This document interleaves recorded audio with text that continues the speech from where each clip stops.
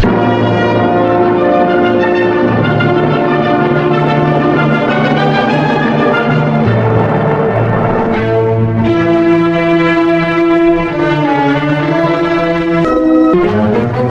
semuanya, apa kabar? Pastinya kabar baik, bukan? Bersama saya Romeo Dir Junior di channel yang spesial membahas tentang video-video apologet Kristen dan video-video kesaksian Kristen yang berasal dari sumber-sumber data yang terpercaya dan valid. Video ini bertujuan hanya ingin mengedukasi penonton tentang apa yang dibahas sesuai judul video. Ya, saudara sekalian, untuk lebih jelasnya silakan menonton video berikut ini sampai selesai sehingga Anda bisa paham dan mengerti apa yang dibahas. Jangan lupa tinggalkan pendapat Anda di kolom komentar. Selamat menonton. Terima kasih. God bless you.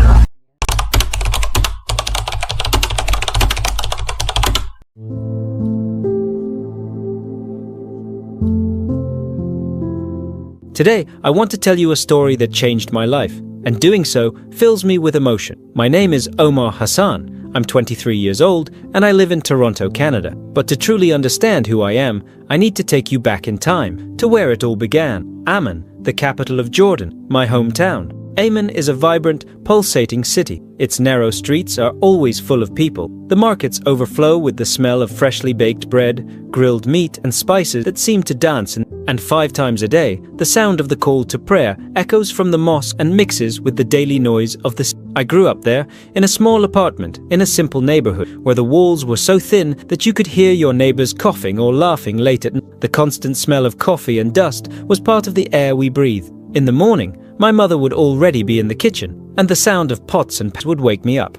Always the same breakfast: bread, cheese, olives, and strong tea. A simple routine, but full of love. I am an only child, which in practice meant carrying my parents' entire dreams and expectations on my shoulders. My father, Hassan, is a taxi driver, a tough man with a strong voice and eyes that sometimes seem to weigh on. He would drive around in the sun all day, come home exhausted, his shirt stained with sweat, and always say the same thing: Omar, you need to be a better Muslim, study, make us proud. He wanted me to be an engineer, have a good job, and show the neighborhood that our family deserved respect. But every word he said was like a stone in my chest. I was terrified. My mother, Illa, was the opposite. Calm and dedicated, she spent her days praying, cooking, and doing household chores. She would gently wake me up at dawn to pray, always with that sweet voice: Omar, get up, let's pray together. Sometimes, while she was kneading bread with her hands, she would look at me with concern and ask, "Are you okay, my son?" I would say, "Yes," but it was a lie. Inside, I felt lost. I was afraid to admit that something inside me was breaking. I didn't know if Allah was listening, He still cared about, or if I believed in Him the same way I had before.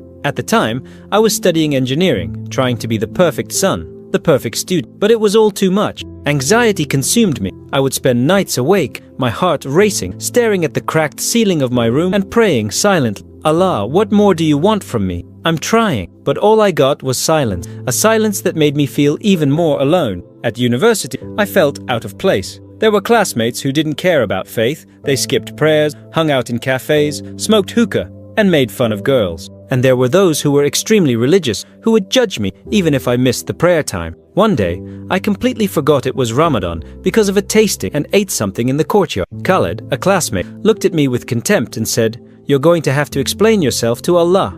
That hurt me. I was mortified. From that moment on, I started to distance myself from people. I hid. I was even afraid of being seen. My only respite was my best friend, Yusuf. He was 24, a business student, and a typical guy who took everything in stride. We used to sit on the steps of the engineering building, sharing a bottle of soda. He would try to distract me with jokes and say, "Relax, Omar. Allah won't send you to hell just because you missed a prayer." I would smile, but deep down, it didn't help.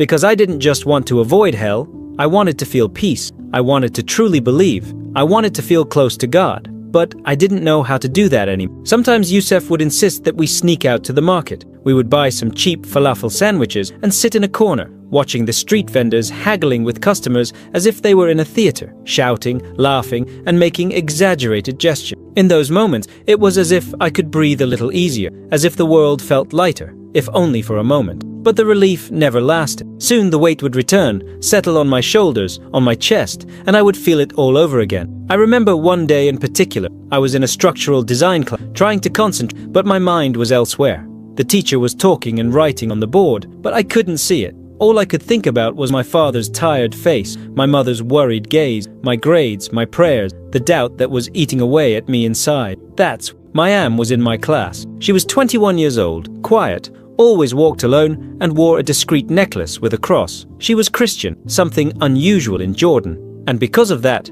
many students whispered behind her back. I never heard her raise her voice. But that day, after class, she came up to me with a slight smile and said softly, "Omar, you look burdened. God sees your heart." This took me by surprise. In my faith, everything had always been about doing the right thing, praying at the right times, fasting, following the rule. No one talked much about the heart. I quickly thanked her, somewhat at a loss for words, and left. But her words stayed with me, like a seed planted in soil I didn't even know existed within me. That night, as I lay in my bed, the cracked ceiling above me seemed quieter than usual. I grabbed my phone, opened the browser, and typed in, "God looks at the heart." The first result wasn't from the Quran. It was from the Bible. Something about the Lord looking at the heart, from a book called 1 Samuel. I didn't even know what 1 Samuel was, but it intrigued me. I'd never read the Bible. I'd never been allowed to, in fact. My dad would freak out if he knew. But I couldn't stop thinking, what if God actually looked at what was inside of me, at what I felt, and not just what I did? I tried to push the thought away, telling myself I was being silly. I was Muslim. I knew what to do. Pray, study, obey, keep going. But even as I said that, something inside me felt broken, like I was trying to hold up a wall that had already cracked. I didn't know it, but I was about to face the moment that would change everything. It was a sweltering afternoon in 2023. It had been weeks since that conversation with Mayam. I was walking home from college, exhausted, with my backpack full of books, and my head full of worries. The streets were crowded, people shouted, cars honked, the rhythmic sound of a ball being kicked by children on the hot asphalt. The smell of fruit, smoke, and sweat clung to my skin. And me, I hadn't eaten all day. I was doing one of the voluntary fasts my father always encouraged me to do.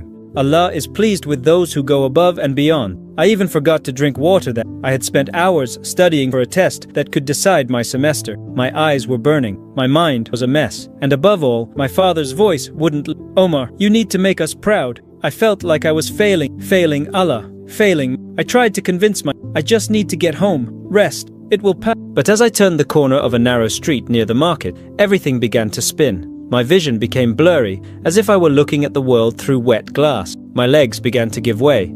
I tried to hold onto a wall, but missed. And then, everything collapsed. I hit the ground hard. I felt my head hit the asphalt. The sound was dull, loud. A sharp pain shot through my skull, and for a second, everything went silent, an eerie, heavy silence. I heard distant, "Call for help! He's passed out! Quick, someone call an ambulance!" A woman in hijab knelt beside me, her voice shaking. "He's not moving!"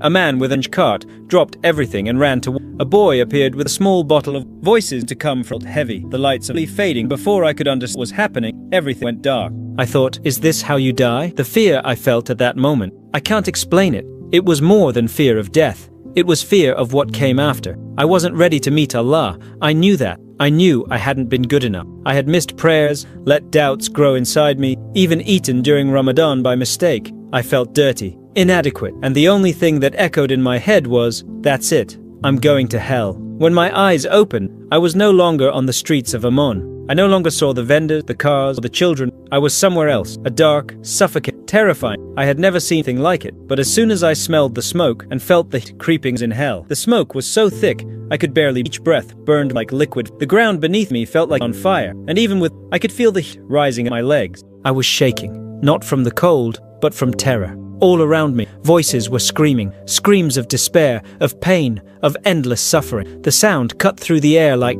I saw the flames dancing in the distance, devouring the darkness with a living fury, and the smell of burning flesh made me sick. And then, in the midst of it all, I began to see faces, familiar faces, people from my life. people I respected. Among them, one face made me freeze. It was Sheikh Ahmed, the Imam of a serious, firm man who always preached about discipline and obedience. There he was, engulfed in flames, his face contorted in pain, his robe on fire. When he saw me, he shouted in a voice that no longer sounded, "I was wrong, Omar. The rules didn't save me. I thought it was enough." But it wasn't. Those words hit me like a blow. I saw his hands stretched out to me, burn black. "If you don't find out the truth, you'll end up here too." I took a step back, stunned, my heart racing, my whole body shaking. How could he be there? He was the example of devotion, of obedience, if not even escape. What could he say about me? And then what I saw completely shattered myself in the middle of my face. I screamed, desperate. I never found peace. I never found peace. It was like watching a future version of myself, a me who followed all the rules, who tried so hard, but who never understood what it meant to truly live, what it meant to truly believe. And there I was, burning, consumed by my own doubts, by the anxiety that paralyzed, by the fears I never dared to confess. I saw my parents at my funeral, my father, serious, standing beside the grave, cold, hard. He failed us. And my mother, crying silently, her face covered by her hands. I should have known. I should have helped my... It destroyed me. It was like feeling everything at once. Physical pain, shame, loneliness. I fell to my knees. The tears flowed uncontrollably. The heat of the flames burned, but nothing hurt more than the knowledge that I had let everyone down, even God. "Allah, save me, please!" I screamed, begging with everything, but the darkness only grew thicker. The screams grew louder. The despair grew more suffocating. I felt like I was drowning in fear. It was as if all my effort, every fast, every prayer, every attempt to be good enough had been for nothing. Why wasn't it enough? Why wasn't it enough? I saw flashes of my life. Me lying in bed, staring at the ceiling, my heart racing with anxiety. Me trying to look strong, trying to believe, but empty inside. A hole that the religion I was taught couldn't fill. This is my punishment, I thought. I'll stay here forever. But then, something unexpected happened. A light, dim and far away, like a lone star in an endless sky. But it began to grow stronger, to push back the darkness. The heat of the flames slowly faded, as if a gentle breeze were blowing through. The screams faded, turned to whisper, and the air, once suffocating, became light enough for me to breathe again. It was as if something, or someone, was coming to get me. The light grew brighter, and for an instant I felt something I hadn't felt in a long time. Hope. I didn't know what it meant. I didn't know if it was a vision, a dream, a warning, or a miracle. But I knew something was changing. Something was calling me out of that place of pain.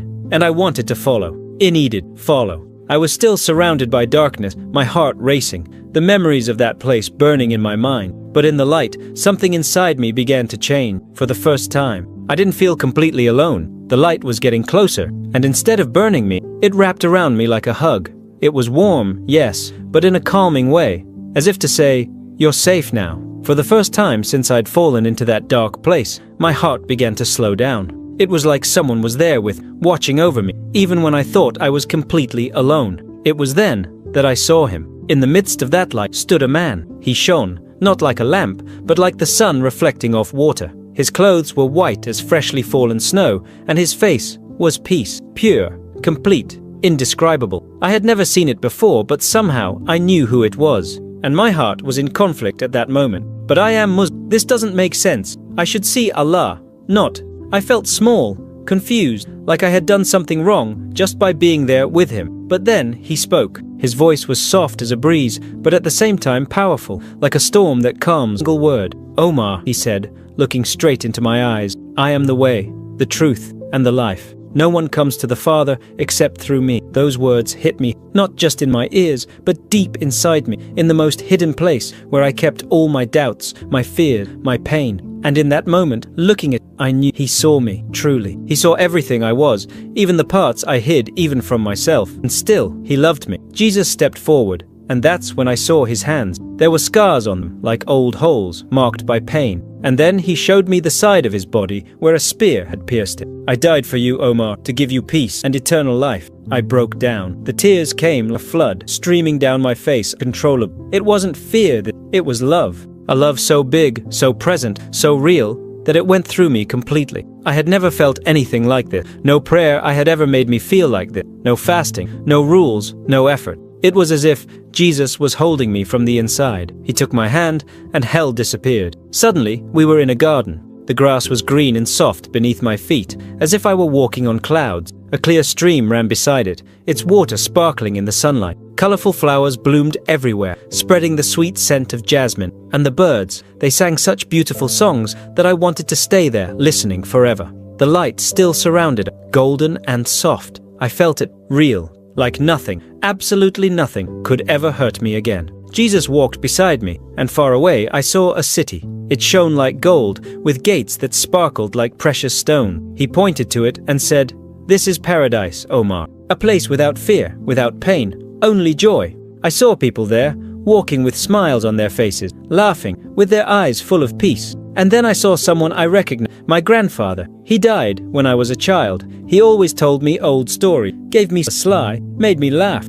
I always thought he was a good Muslim, but Jesus looked at me and said, "He found me before he died. He believed in secret. Now, he is with me forever." My grandfather looked at, smiling with a joy I had never seen. He waved at me, and my heart nearly burst. Part of me was so happy, but another part was confused. How could this be true? How could he, a man who had lived as a Muslim, be there with Jesus? Then Jesus showed me something that hurt deeply. He said, "Omar, look at your life." And I saw it all. Every prayer I said, kneeling on the mat, with my forehead touching the floor. Every time I fasted in Ramadan, even when I was tired, even when I was hungry, trying to show that I was devout. All of this flashed before me. "Now take a closer look," he said. I saw my own face during these prayers. It was empty, as if the words were nothing more than memorized repetition. I saw fasting as an obligation, not a moment of connection with God. I saw how much I tried, how much I struggled, how much I sacrificed, and yet, deep down, I always felt distant,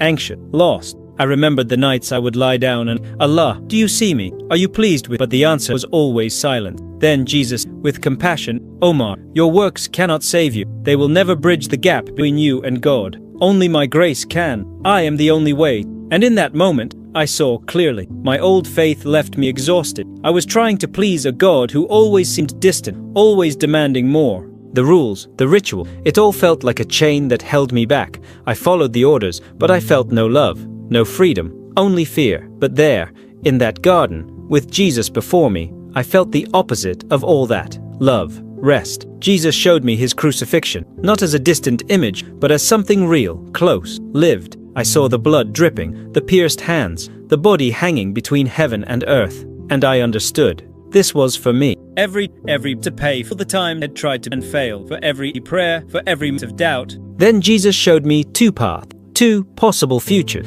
and that's what turned my soul inside out. In the first, I continued as I always had, trying to follow Islam, striving to earn my place in paradise. I saw my life passing me by quickly. I was getting older, my face was getting more and more tired, my heart was getting heavier, my anxiety was growing, doubts were eating away at me from the inside, like acid corroding my faith. I saw myself falling apart again, and this time I didn't come back. I fell, straight back into that hell. The same flames, the same despair, the same cutting loneliness. I watched my funeral, my body buried in the same simple neighborhood where I grew up. My father stood over the grave, his face hard and tearless. He whispered, "He wasn't good enough. He failed us." My mother, broken, sobbed with her hands covering her face. I should have seen. I should have helped him. My heart shattered. Even dead, even at the end, I was still a burden, a disappointment. I never found peace. Not here, not there. But then Jesus showed me something different. In the second future, I followed him, and everything was new. I saw my face, and it was different, without anguish, without fear, smiling. I saw myself sitting in silence, reading the Bible, not out of obligation, but because my heart wanted to. I saw myself helping my parents, with love and patience, sitting with them at our small table, talking about Jesus, and something that seemed impossible happened. My father's face changed, the hardness melted away. My mother's eyes, once lined with worry, now shone with hope. I found myself walking around the campus, talking to other students about the peace I had found. They listened, some cried, others smiled. Many prayed with tears in their eyes, not memorized words, but sincere prayers. I saw a crowd, Muslim, Christian, people of all kinds, and I was telling my story. And Jesus was transforming lives, one by one. He looked into my eyes and said with love that seemed to have no end, "This is the life I want for you, Omar. I love your family, I love your city, and I want you to come back and share my truth." I fell to my knees, tears streaming down my face, choking with emotion. But How, Jesus? I said. I'm a Muslim. My family, my community. They're going to hate me. They're going to call me a traitor. Jesus reached down and put his hand on my shoulder, and in that touch I felt something I had never felt before. Courage. It was like a fire in my chest, not a fire that destroys, but one that ignites, that awakens. He said, "It won't be easy, Omar. They will reject you. Some will try to hurt you, but I will be with you, always, and I will give you the peace you." And then he took forever come to all you, and I will unlocked. It was of weight been lifted. Really, I looked at. I want this. The light around us grew brighter, enveloping, cradling. I saw the garden for the last time, the sparkling stream, the flowers dancing in the gentle wind,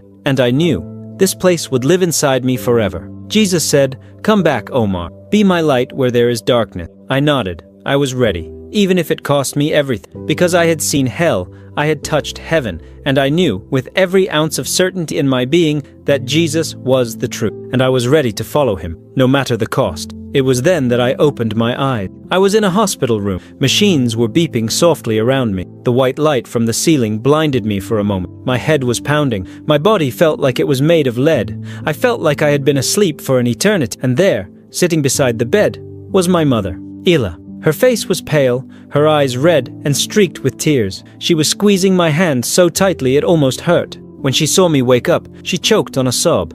"Omar, you're awake. Thank God." She began to cry again, but it wasn't tears of fear. It was tears of relief. She leaned over and kissed my forehead, her hands shaking. I tried to sit up, but the world spun and I had to lie down again. "What happened, Mom?" I asked, still weak with a dry throat. She dried her eyes with the corner of her handkerchief and said in a choked voice, "You fell in the street. Oh, you hit your head.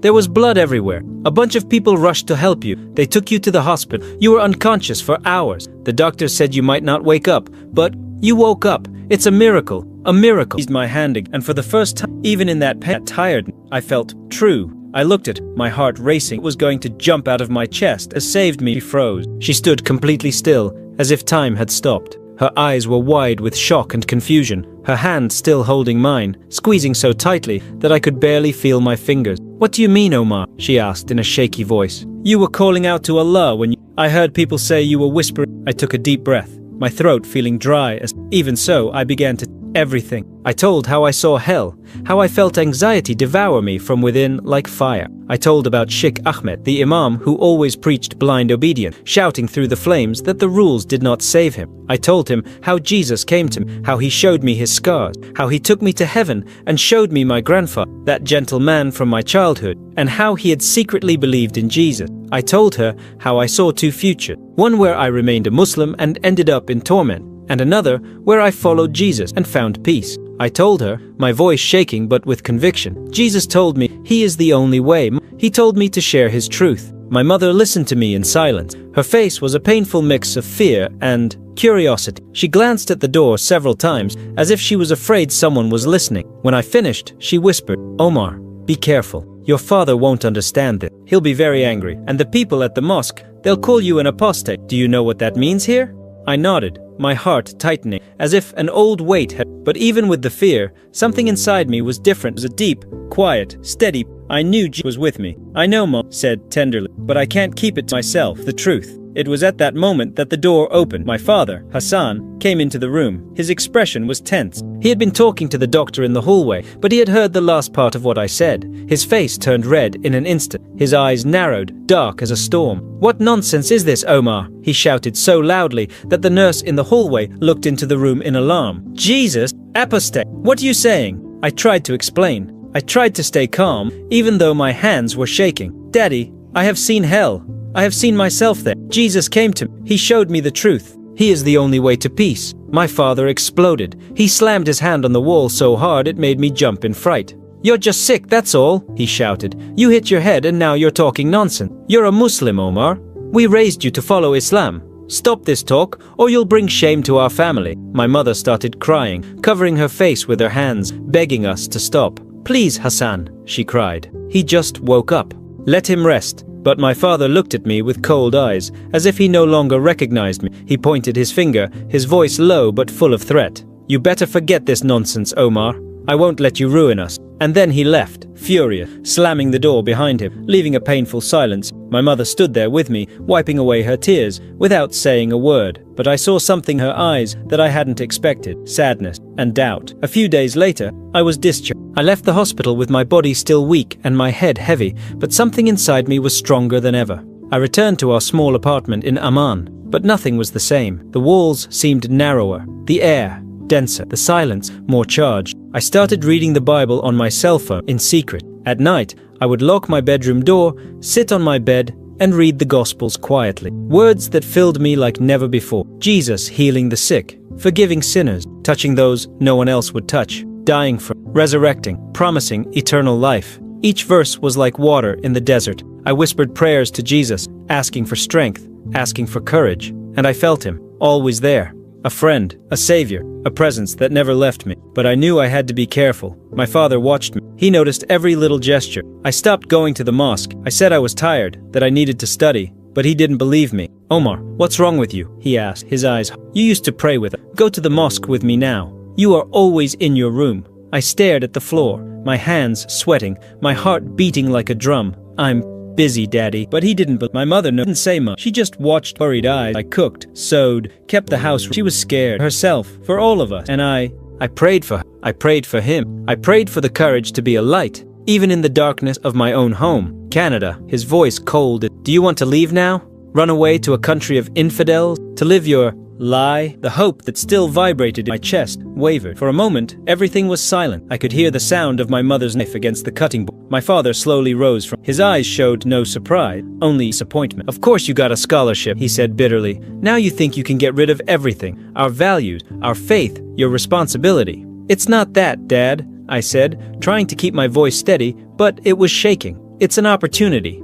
I want to study, and I want to follow Jesus freely, without hiding who I am. He took a step toward me, and for a moment I thought he was going to hit me, but he didn't. He just stood there, looking at me like I was a stranger in his house. You are not my son anymore, he said in a low voice. You are dead to... My mother dropped the knife. She turned around, her eyes wide and her mouth open. Hassan, no, she whispered. He is our son, our son. But he didn't answer. He simply walked out of the kitchen. He didn't scream, didn't argue. He just left. And he never spoke to me the same way again. I stood there, feeling as if the ground had disappeared beneath my feet. The pain of being rejected by one's own father burned hotter than any flames of hell I had seen in that vision. My mother hugged me. She didn't say anything. She just held me as if she was afraid I would evaporate completely. That night, I looked at the sky from my bedroom. The city of Amman was quiet. The lights of distant apartment flickered like tired stars. And I spoke to Jesus, not out loud, but with, Lord, I have nothing else, only you. I choose you. I still choose you, even if it costs me everything. The next day, I started preparing for the move. I sold some things secretly, used old savings that my grandmother had given me, and with Miriam's help, I started to do the scholarship procedure. She was like a sister at that time. She took me secretly to a small meeting of Christians in a discreet house, where for the first time, I sang praises to Jesus freely, although in a whisper. There, a local pastor prayed for Omar. He said in a firm, gentle voice, your life is a testament. What you saw, what you lived, it was not in vain. Jesus called you to something greater. It is not an escape. It is a mission. That night, I decided, yes, I would go to Canada, but not to escape. I would go to grow, to learn, to stand firm in my faith, and one day return, not like the rejected son, but as the light that Jesus called me to be. When I told my parents about the scholarship to study in Canada, their reaction was immediate and intense. My father, with a stern face and a firm voice, said, No, Omar, you're not going. You'll lose your faith there. You'll turn away from us, from our religion. His voice shook with anger, and my mother, her hands shaking, held the knife she used to cut vegetables, her eyes brimming with tears. Please don't go, she begged. You're already changing so much. We can't lose you. I tried to explain, my voice breaking. Daddy, Mommy, I just want to go to school, follow my faith, be who I am. Jesus is with me. I know I'll be okay. But my father stood up, his chair scraping against the floor, and said, If you go, you're not my son anymore. You're dead to him. His words cut me like a knife, and I felt tears sting my... Things got even worse. My father went to the mosque that night, and when he came back, he was even angrier.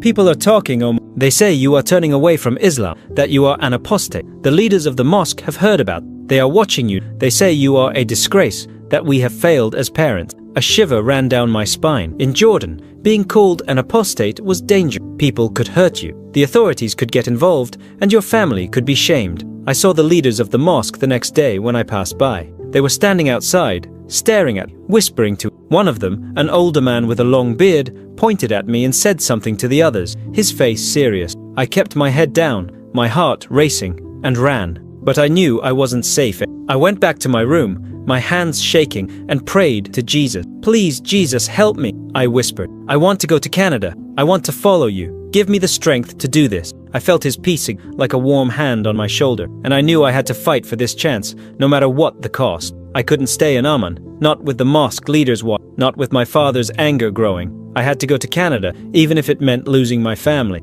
I had to trust Jesus, just as he asked me. After I got the scholarship to study in Canada, my parents were completely against it. My father, Hassan, gave me an ultimatum: stay in Amman and stop this Christian nonsense, or leave and be cut off from the family. He said, "If you go, you will no longer be my son. You will be dead to it." His words felt like a knife to my heart, cutting deeper every time I thought about it. My mother, Illa, cried, begging me to stay. "Omar, please don't go," her voice breaking. "We're going to lose you. You're all we have. I can't bear to lose you." I wanted to make them happy, to take away their pain, but I knew I couldn't stay. Jesus was calling me, and I had to follow him. I had to go to Canada, where I could be free to grow in my faith, to share his love without fear. I tried to talk to my dad one more time, hoping to change his mind. I found him in the living room, sitting on our old couch, staring at the TV, but not really watching. I sat down across from him, my hands sweaty, and said, "Daddy, please, I need this chance. I'm going to be okay. I promise. I'm not going to Canada to party or forget who I am. I'm going to get an education, follow my faith, be who I'm meant to be." He looked at me, his eyes hard, and said, "Your faith? Are you serious about this Christian nonsense? You're throwing away everything we taught you, everything we believe in, for a lie. You're going to shame us, Omar. The leaders of the mosque are already talking. They're saying we raised a traitor. If you go, you're choosing this over us." I felt tears in my eyes, but I said, "Daddy, I love you. I love Mommy, but I have to do this. Jesus is the truth. I have seen him. I can't walk away from him." My father stood up, his face red, and shouted, "Then go, but don't come back. You are no longer my son." He left, slamming the door so hard that I heard the crash echo through the house. In the kitchen, I heard my mother sobbing softly, a sound that broke my heart. I went straight to my room, my chest tight, and began packing a small backpack. It didn't have much: a few clothes, my cell phone with the cracked screen, a few books, and the small Bible that Miriam had given me. I hid the Bible inside a pair of socks, in case anyone saw it. Still, I waited. I waited for my father to change his mind, for him to come into my room and say, "Omar, I'm sorry, I love you, go to Canada, you're still my son." But he didn't. My mother appeared in the doorway, her eyes red, and helped me pack. She folded my shirts with shaking hands, trying to control her tears. "Omar, I don't understand this Jesus you speak of, but I see something different about you. You seem lighter, like you're not afraid anymore. I just want you to be safe." I hugged her tightly, tears streaming down my face. "I'll be safe. Jesus is with me. I love you." She tightened her hold on, whispered, "I love you." The day I left for the airport, I stood outside our apartment, backpack over my shoulder, waiting for them to come and say goodbye. I stared at the door, expecting them to appear at any moment, but they didn't. I walked to the bus stop alone, my heart heavy, and boarded the bus to the airport. Inside, the chaos was almost palpable. Families hugging, children crying, people running with suitcases in their hands. I checked in with shaking hands, looking around, hoping to see their faces in the crowd. I wanted to see my father stiffen and my mother whisper, "We're proud of you," but they didn't come. I felt so alone, standing there in that crowded airport, watching other families say goodbye. I whispered a prayer to, "Please help me, give me strength." I felt his peace like a warm hand resting my heart, and I knew I had to go. I got on the plane, my eyes wet with tears, leaving everything behind. When I arrived in Toronto, everything seemed like a new world. Different, strange. The cold air bit my skin, and the wide streets lined with tall buildings glistened. The English was spoken so quickly that I could barely understand it. I was a stranger in a strange place. I took a taxi to the university campus, a huge place with green lawns, red brick buildings, and students everywhere. Some were rushing to classes, others were laughing with their friends. I found my dorm room, a small space with a bed, a desk, and a window that looked out onto campus. I sat on the bed, my backpack on the floor, feeling a mix of fear and for the first time, I no longer had to hide. I could follow Jesus without fear of my father's anger or threats from the mosque leaders. I started reading the Bible every day, sitting at my desk with the door locked, just in case. I read about Jesus' love, his promises, his teaching, and I felt such a strong connection. I discovered Christian channels on YouTube, sermons from pastors, testimonies from people who had similar stories to mine, and worship songs that made me cry with gratitude. I would watch them late at night, with headphones on, with tears in my eyes, feeling a deep peace that only Jesus can give. One night, I saw a video of a man who had also been Muslim. He talked about how Jesus appeared to him in a dream, how he left Islam and found peace. It felt like he was telling my story, and that filled me with hope. I began to pray more, asking Jesus to show me how to share his love, how to do his will. That's how I found a group of Christian students at the university, something I never imagined I would do when I was in Jordan. I found a flyer on a bulletin board and went to their meeting my heart racing. They were in a small room, chairs in a circle, a table with coffee and cookies, and a human warmth that made me feel for the first time that I was not alone. When I walked into the room, a girl with a bright smile came up to me and said, "Hi, welcome, I'm Sarah." I sat down, my heart pounding with nerves. When it was my turn to introduce myself, I took a deep breath and said, "I'm Omar, I'm from Jordan. I used to be a Muslim, but Jesus called me." I began to tell my story, the breakdown, the vision of hell, how Jesus showed me heaven and called me to share his truth. As I spoke, some of the people began to cry, and others nodded, touched by my story. Sarah looked at me fondly and said, "Omar, that's amazing. You're our brother now." Michael, the guy who led the group, put his hand on my shoulder and prayed for me. In that moment, I felt loved and accepted in a way I had never felt before. They became my new family, people who understood my faith, who prayed with me, who helped me grow.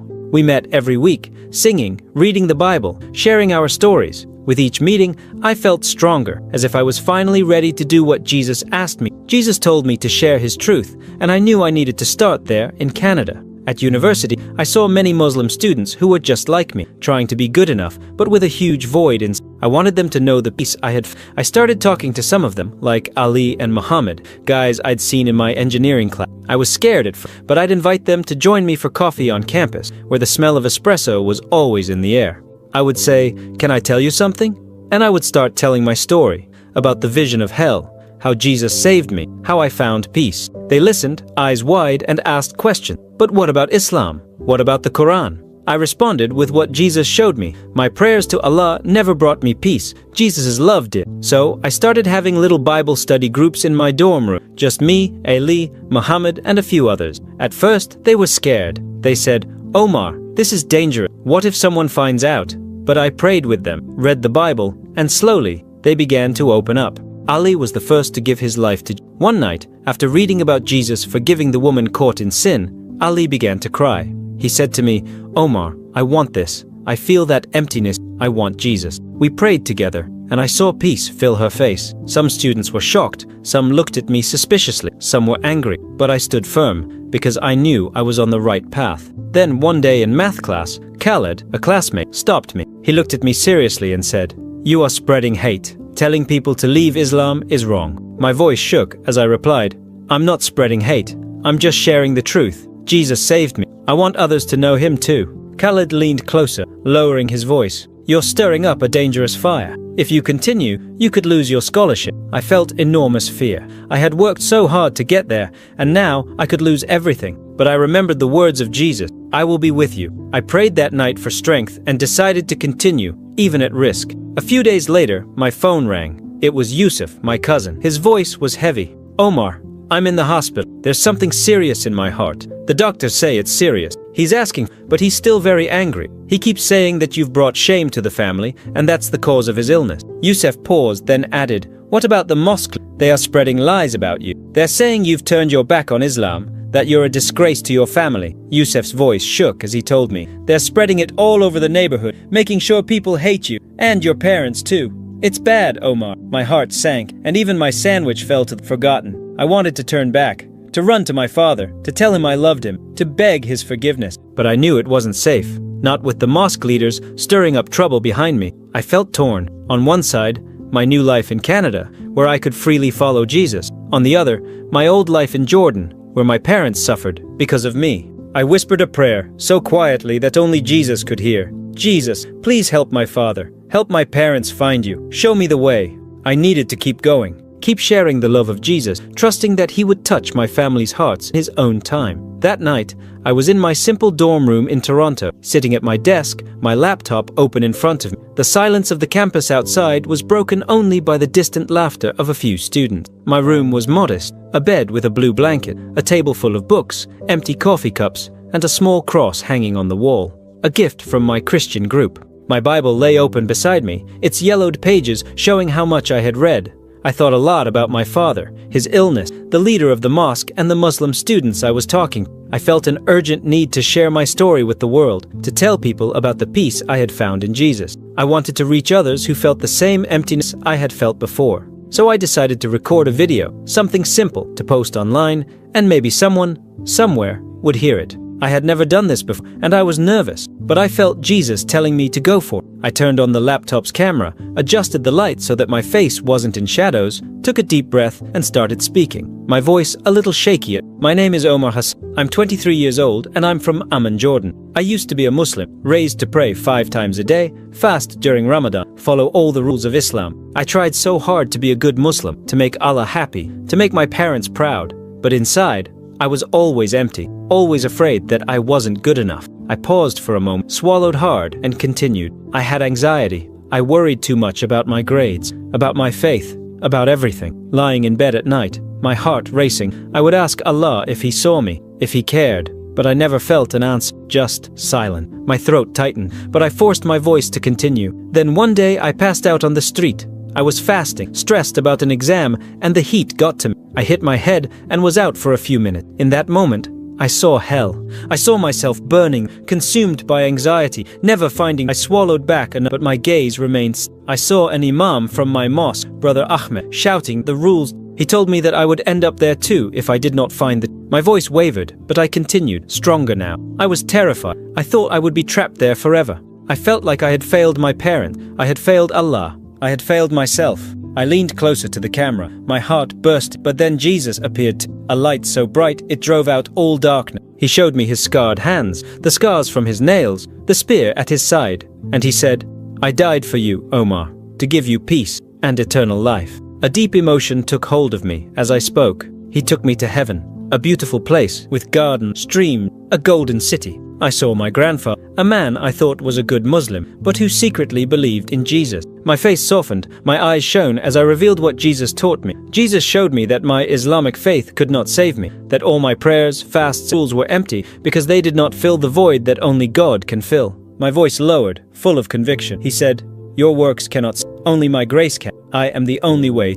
I stood there, close to the camera, feeling my heart beat strongly, full of hope and faith. Jesus showed me 2 futures. In one, I continued following Islam and ended up back in hell, my soul in torment, my parents grieving at my funeral, telling me I had failed them. In the other, I followed Jesus and found peace. I saw myself smiling, free from anxiety, helping my parents, sharing the love of Jesus with others. I saw attentive faces, listening, finding the same peace that I had found. Jesus said to me, "I am the way, the truth, and the life." He called me to share this truth, to be His light in the darkness. I took a deep breath, feeling my hands steady. Now, even as I woke up in the hospital, I knew I had to follow Jesus, but it wasn't easy. My parents didn't understand. My father was so angry that he called me an apostate, saying that I would bring shame to our family. I got a scholarship to study engineering here in Canada, a chance to be free, to grow in my faith. But my father told me that if I left, I would be dead to him. I came anyway, because I knew Jesus was with me. I left my home, my parents, everything I knew, and came to Toronto. I smiled, thinking about my new life. Here I found a new family, Christians who love me, who pray with me. I joined a student group at university, and they welcomed me like a brother. I started reading the Bible, watching Christian YouTube channels, sermons, testimony, worship songs. I felt so close to Jesus, so full of peace. I started a Bible study group, sharing my story with other Muslim students. I told them how Jesus saved me, how He gave me peace, and some listened. Some even gave their lives to Jesus, like my friend Ali. He told me, "Omar, I feel at peace for the first time."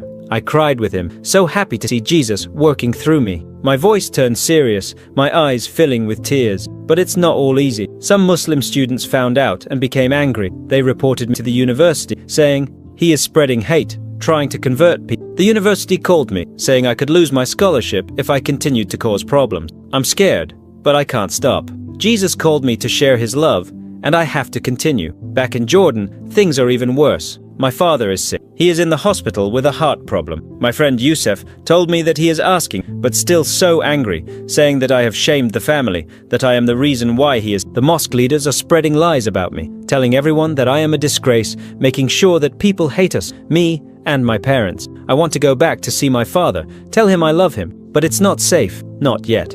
I looked at the camera, my voice full of hope. I am sharing this because I want you to know Jesus. He is the only way to true peace. The Bible says, "For God so loved the world that he gave his only begotten Son, that whoever believes in him should not perish but have everlasting life." This is the truth that changed my life. If you are feeling empty, afraid, call on Jesus. He is waiting for you. He sees your heart, just like Miriam told me back in Jordan. He loves you, no matter what you've done, no matter where you come from. I ended with a prayer, my hands clasped. Jesus, please touch the hearts of everyone watching. Show them your love, your peace. Please heal my father, soften his heart. Help my parents find you. Give me strength to continue sharing your truth. Amen. I smiled, my heart full, and said, will I ever be reconciled with my father? Will my family find Jesus? I don't know yet, but I trust in Jesus. Share your story below. I'd love to hear it. I stopped recording, hands shaking, and posted the video online. I felt so nervous, but also so free, as if I was doing exactly what Jesus wanted. I sat back in my chair, my heart racing, and whispered, thank you. As soon as I closed my laptop, my phone buzzed with a new message. It was from Miriam, my Christian friend in Jordan. I opened the message, eyes wide, and read her words. Omar, I have been sharing your story here at the university. Some students are asking about Jesus. They want to meet you when you return. They are beginning to seek the truth because of you. But be careful. The mosque leaders are still angry and watching your family. My heart raced, a mixture of joy and fear. Joy because my story was reaching people in Jordan, because those students were seeking Jesus because of me. Fear because the mosque leaders kept threatening my family and my father. Would he ever forgive me? Would he find Jesus before it was too late? These questions had no answer, but one thing I knew for sure. I had to keep going. Continue sharing the love of Jesus no matter what happened. I whispered a silent prayer once, Jesus, please protect my family. Use me to bring more people and in that moment, I felt the peace of Jesus, deep, firm, unchanging. I knew I was on the right path. Even if the path ahead was difficult, dark, and full of uncertainty, I was not alone. Jesus walked with me, and that was all I needed.